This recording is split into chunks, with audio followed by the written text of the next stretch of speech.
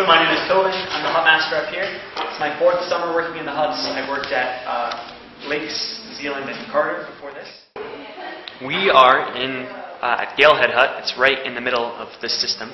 And there's 8 other huts. They're operated by the Appalachian Mountain Club. They're each, the idea was that someone can travel across a distance of 54 miles and basically go one day. You know, they're all distance about a day apart. Most people, many guests have never stayed in a hut, so they'll walk in the door for the first time, and often they are filled with awe. You know, they're really amazed at the fact that there's a fully functioning hut, you know, in the middle of the mountains that can provide hot food and a bed. That's pretty remarkable. Electricity.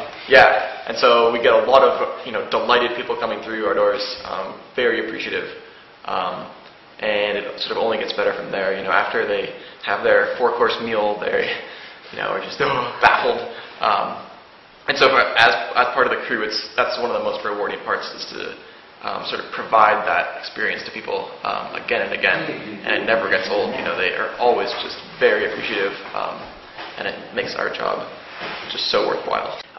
We do programming every night, so there's a green technology tour of the hut and also a naturalist program in the evening.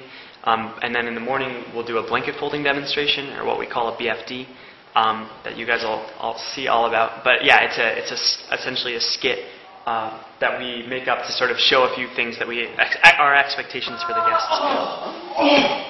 Oh, Franz, my leg hurts. I think I've broken it. Oh, that's a big one. Are you okay down there? No, I'm not. The White Mountains naturally attract people who are trying to, who are out doing sort of different challenges. So there's the 48 4,000 footers, and we happen to have a lot right around here. So people come up, like I think you guys, also the Pemigewasset Wilderness. So we have guests who are doing the Pemi Loop tonight, and that's very common. We get people doing those sorts of things a lot.